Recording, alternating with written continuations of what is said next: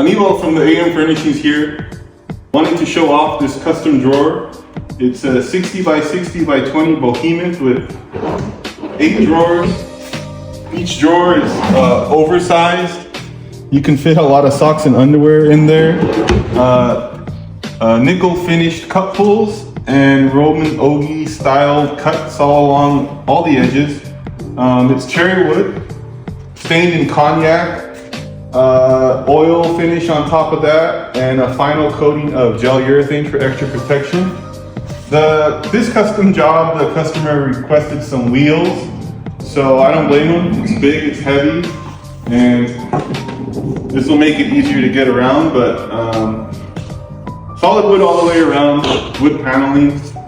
It was a hell of a job, and I'm glad it's done. If you want a custom drawer for yourself, please don't hesitate to call us or drop us a line. The AM Furnishings in Buena Park.